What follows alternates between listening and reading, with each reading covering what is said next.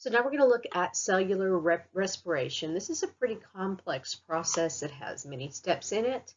We're going to kind of get a brief overview. I have placed in the folder a link to me diagram, a general overview online. I can also, somewhere I should have one of me teaching and the breakdown of the individual steps, or I can find some other good videos or animations to really help you understand the process itself. So yeah, if you need some extra help with that, please just let me know and I will be happy to get some of those up there for you, whatever I don't already have, okay? The process of cellular respiration occurs in 3 interconnected steps. So each of these steps is its own metabolic pathway, and then you combine these 3 together to make the big overall pathway of cellular respiration. We've got the first step is glycolysis or glycolysis, because you know, like the word lysis. Lysis means loosen, so glyco, sugar, so sugar loosening, so I tend to pronounce it that way. Then we have the citric acid cycle, which is also known as the Krebs cycle, or the tricarboxylic acid cycle, if you really want to have a tongue twister. And then the third step is going to be the electron transport chain. It is very important that you understand each of these 3 components, where they occur, and what the products and reactants of those are, okay? And so you need to pay attention to, and this little overall diagram on the screen here is similar to what I walk you through in that extra video. And like I told you in the last PowerPoint, I'm not making that required, but it is there to help you, and I really highly suggest that you go through it, draw it out, and memorize it and understand it, because this is a very important concept. Another thing also before we leave this is I want to point out to you, we have substrate level phosphorylation. Remember, the phosphorylation is the process of adding or removing a phosphate group. And we have oxidative level. Don't worry too much about whether it's substrate level or oxidative level. Okay, it kind of just depends on the source of, all that is where do you get your phosphate from. So don't get too tied up on that. So the products of cellular respiration includes, or all of the metabolic reactions in cellular respiration. Some of those products include carbon dioxide, water, energy in the form of ATP, and then we do lose some energy as heat. So this is kind of where our body temperature comes from.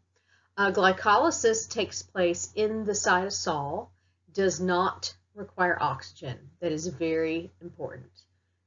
Takes place in the cytosol and does not require oxygen. I'm going to write that down.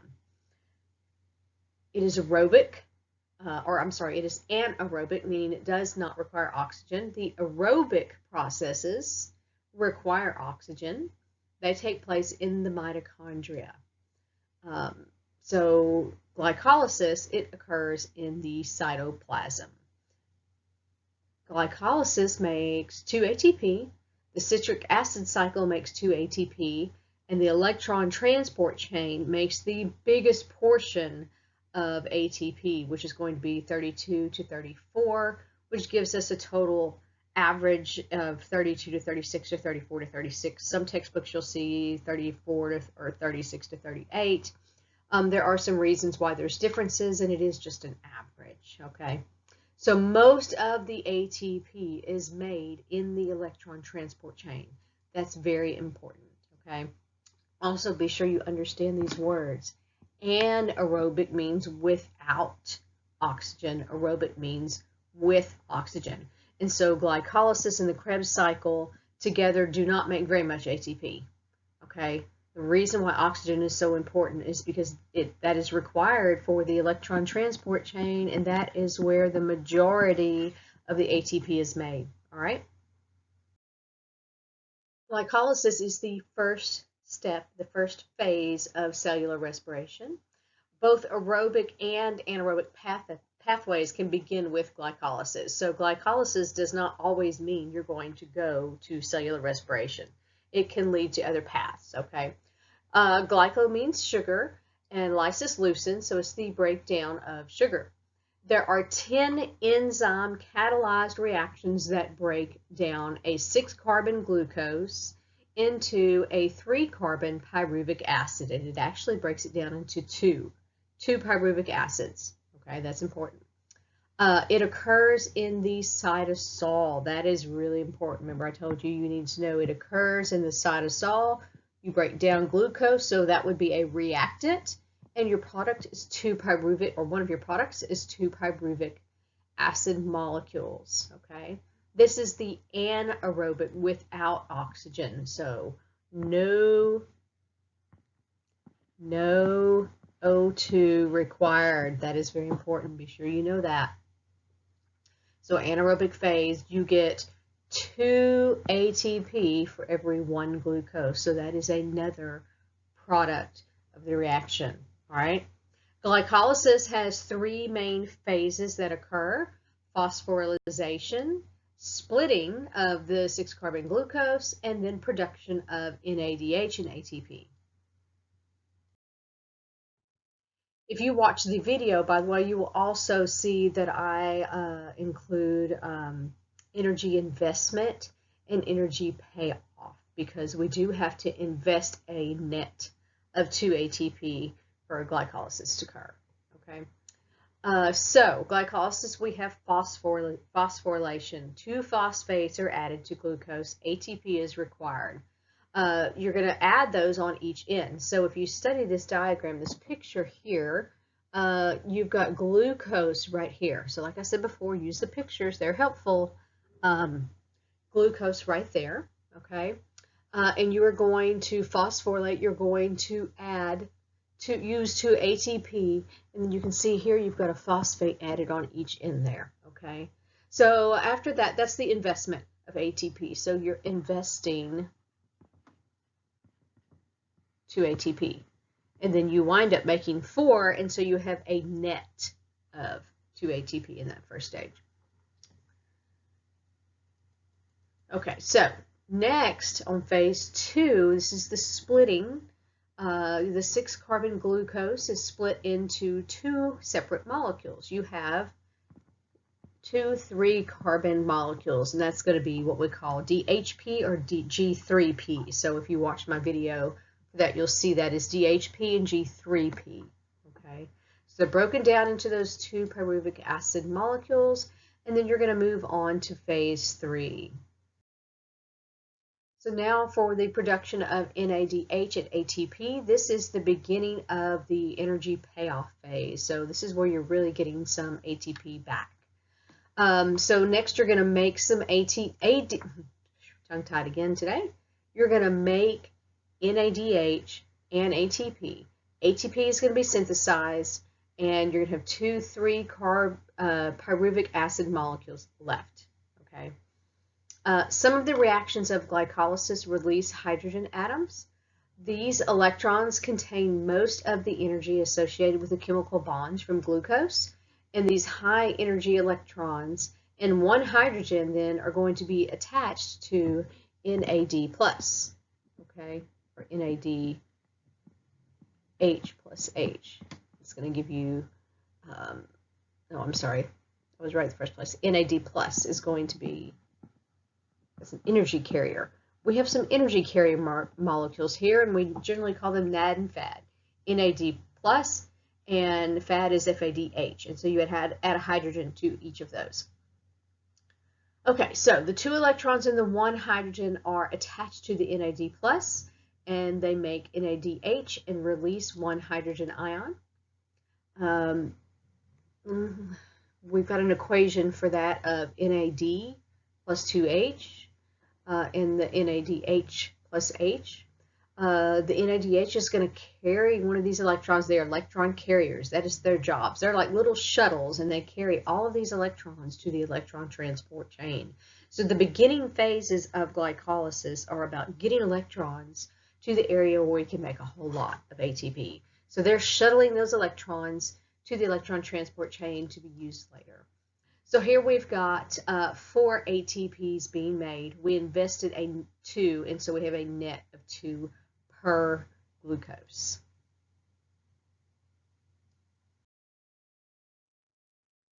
So if we don't have oxygen available, the electron transport system cannot accept the new electrons from NADH, and so we have to use another method. Pyruvic acid is going to be converted to lactic acid in what we call lactic acid metabolism. We do this in our muscles.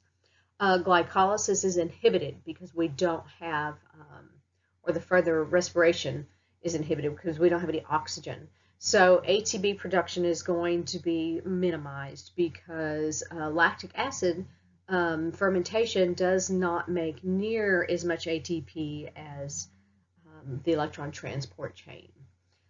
NADH, in fact, needs to bring those electrons to the electron transport chain. So in aerobic respiration, it's going to do that directly. Oxygen is going to be what we call the final electron acceptor and allow the chain to process those electrons. Okay, so without it, we're going to do that lactic acid fermentation process. So when we have oxygen available, that pyruvic acid can go on through the aerobic pathways, okay? So it's going to produce acetyl coenzyme A, or acetyl-CoA is what we normally call it. The process continues going on through the citric acid cycle next, and then on to the electron transport chain, yielding the total of 34 to 36 ATP per 1 glucose molecule.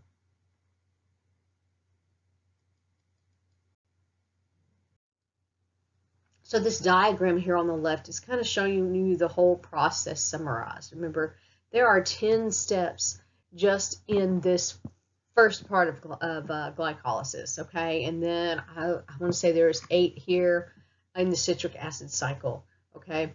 And then the electron transport chain has its own little set of proteins that it goes through as well. And so each of these processes gets much more complicated and way more in detail, all right? And so here you can see we are in glycolysis. We make 2 ATP here, and we're shuttling electrons over to the electron transport chain. And then we're going to go through kind of what we call the link step, and then we're going to get to the citric acid cycle, okay? It's going to make 2 little ATP, but it's sending electrons over to the electron transport chain. Then once we get to the electron transport chain, you've got the total 32 to 34 ATP. Like I said, some textbooks, 36 to 38. That can depend on which electron carrier you're using the most, NADH or FADH2, and some other things as well. Here we've got the citric acid cycle, otherwise known as Krebs cycle. This begins with the 2 acetyl-CoA. They're going to combine with a 4 carbon. So here's our 2 acetyl-CoA. Okay. So this is coming from as pyruvic acid, coming from glycolysis. It does what we call a little link reaction that sometimes is just included in glycolysis. Sometimes it's listed out depending on the text. So it's going to bring those 2 acetyl-CoA and combine and make a 4 carbon oxaloacetic acid, and repeat as long as oxygen and pyruvic acid are available. And so basically you're going to take an acetyl-CoA and you're going to have 2 turns of this cycle per 1 glucose. So 2 turns per 1 glucose because you have 2 acetyl-CoA. So for each citric acid, you're going to get 1 ATP, okay? 1 ATP, 1 ATP, 8 hydrogen atoms being transferred to NAD and FAD. And remember, those are our energy carriers. And what are they carrying? Yep, they're carrying electrons. And where do they carry those? Electron transport chain. Very good. Okay, so you're also going to have 2 carbon dioxide produced as a byproduct. Okay, it's a byproduct. So those are going to diffuse from the cell, and then they are going to enter the bloodstream, the carbon dioxide, and be excreted by the respiratory system. You can see here we do have all these different steps of the Krebs cycle. It is really good to learn those. You don't have to learn those. I may post a video outlining these. If I haven't and you would like to see it, I should have one hopefully recorded that I can do. If not, maybe I can get a little dot cam and draw it out for you and explain each cycle for you. Each step, I mean. All right, the electron transport chain, and I'm going to start with this slide, and then I have a little bit better diagram that I like to really kind of show you how the electron transport chain works. So remember we had those energy shuttles or those carriers that brought electrons to the electron transport chain. Remember, those are NAD and FAD. Those have had hydrogens added, so NAD has become NADH and FAD has become FADH2. And so they carry hydrogens and high energy electrons to the electron transport chain. So this is basically kind of like you're in a factory. You've got one portion of a product completed and it needs to go over to another specialized area. And so you've got a little shuttle that's going to carry you there. Or perhaps it's kind of like being in an airport and you can fly into DFW and you take some of the little, like, let's do this. You're going from Texarkana and you take the little bitty plane into DFW, okay? That's kind of like glycolysis or the Krebs cycles. They don't have much ATP. It's a little bitty plane, okay? When you get to DFW, though, you got a whole lot of all these little bitty planes that have brought over NAD and FAD. And so you're going to have a whole lot more hydrogens and electrons, and so you've got to get a big plane. And so you have to go to another place to do that, right? You have to go to a different terminal. And so you get on the little tram and you go from the little terminal for the little bitty planes over to the great big terminal for the big planes where you can do so much more work there, okay? So that's kind of what this is like. You have shuttled these over into the area where you can really do some work, okay? So the energy then has to be coupled to ATP synthesis so that the electrons need to be passed on. I actually should probably flip that sentence and say the electrons need to be passed on and coupled so that we can have ATP synthesis, okay? The electron transport chain is a series of enzyme complexes that are on the inner membrane of the mitochondria. And so these complexes pass electrons, releasing the energy that's needed to phosphorylate ADP to ATP, okay, sitting on the inner mitochondrial membrane. And as an electron passes through the electron transport chain, it loses that energy, and that's transferred to what we call ATP synthase, which is a big special enzyme. It has ASE, right? So it's an enzyme that actually does the work. It facilitates that. So the enzyme this enzyme uses this energy to phosphorylate the ADP into ATP. And it does so by those oxidation reduction reactions, which have to do with the transferring of electrons. This is what an oxidation reduction reaction is. So the final enzyme of the electron transport chain gives up a pair of electrons that are going to combine with two hydrogens and an oxygen, and they're going to form water. And so that is metabolic water. Have you ever thought about why it is if you go to the bathroom before you go to sleep at night, why is it the first thing you have to do when you get up, go again? It's because you're doing this all through the night and you're forming metabolic water. And so oxygen then is the final electron carrier in the series. So once the electron has done its job and it goes through the ATP synthase, goes through the chain, everything is done, then it's attached to oxygen. So oxygen is what we call the final electron acceptor or carrier. That's important. You're probably going to see that again on your exam. So here's a little bit better diagram of what's going on here in the electron transport chain. Okay, so here at the top, you have all of these hydrogens that have been pumped through, okay? I actually should start at the bottom. Here are our electron carriers, NAD and FAD down here, okay? So they're bringing those hydrogen ions and the electrons. And what happens with those are two different things, okay? The hydrogen ions are pumped across the membrane, and they're creating a concentration gradient, right? Concentration gradient. Now, the electrons then are sent through these protein complexes, okay? And so here you've got NAD entering, and here you have FAD entering. This is one of the reasons why you get that average, is NAD enters at one place in the chain and FAD in another, and so sometimes you get a little bit different number of ATPs generated, okay? That's not the only reason, but that's kind of the most relevant reason for us. All right, so you can see as we're going through here, we are pumping hydrogen ions across, okay?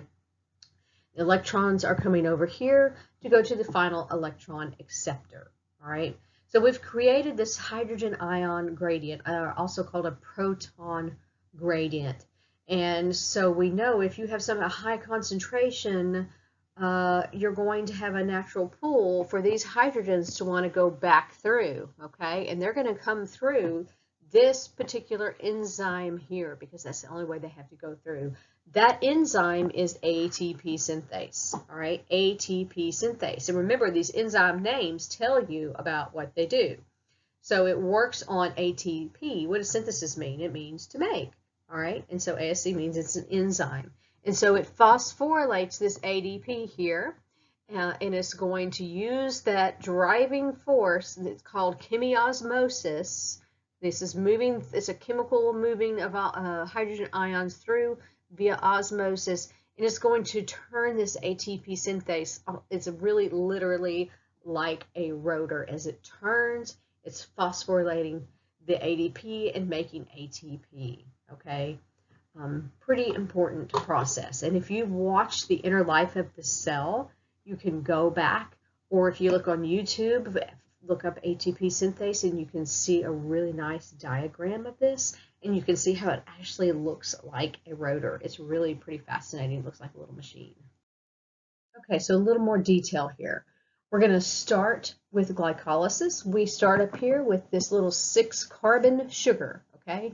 6-carbon sugar is going to be broken down. So if it's broken down, is that catabolic or anabolic? Catabolic reaction, okay? So we're going to split that into those 2 3-carbon molecules of pyruvic acid, okay? And so we're going to have 2 ATP that we invest. We're going to make a total of 4, and we're going to have a net of 2 ATP and some of those high energy electrons here. Glycolysis occurs in the cytosol. In the cytosol, does it require oxygen? No oxygen, no O2, okay? All right, so next, we're going to go through the link or transition reaction, and then we're going to go to the citric acid cycle, which is also called the Krebs cycle, or if you want to be fancy, tricarboxylic acid cycle, or TAC. All right, so we have 3 carbon pyruvate or pyruvic acid molecule that will enter. This is going to turn 2 times. That's why it says each enter separately. So you're going to have a 3-carbon pyruvic acid or pyruvate. It's the same thing. Don't get caught up on the name change. Just a little bit difference in the form. So it's going to lose a carbon and combine with a coenzyme to make acetyl-CoA.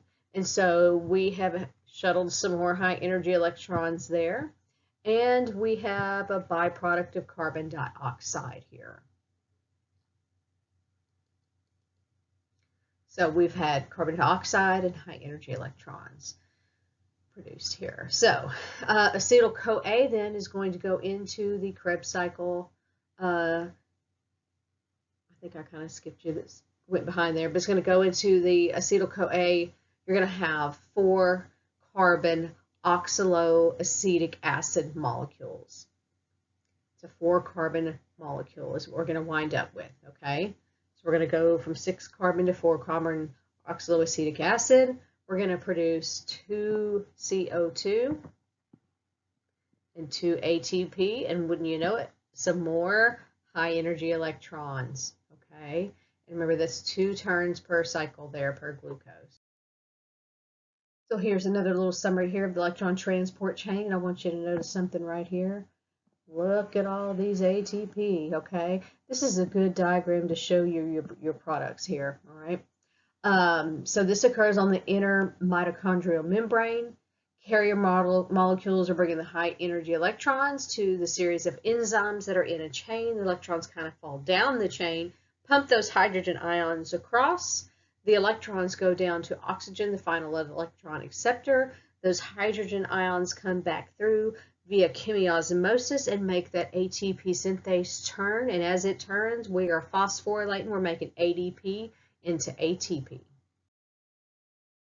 So metabolic pathways often have many routes for molecules to enter more than one pathway. They can also enter at different areas in the pathway. When we talk about cellular respiration, we always use glucose because that is our main energy source. But you're going to see that other molecules can be used for energy, and you kind of already know that. You know fat is used for energy, or protein. And so you'll see those just enter at a different point, okay? So we do have catabolic pathways for energy production, and then we also have anabolic pathways in order to store energy. So carbohydrates can enter a catabolic pathway in order to supply energy. An anabolic pathway is where we can store this energy as glycogen or fat, or they can react to form amino acids, okay? And so glycogen storage of carbohydrates in our muscles, they're going to be stored in the form of glycogen. That would be an anabolic pathway. So excess glycogen can enter anabolic pathways and be linked into storage forms like glycogen.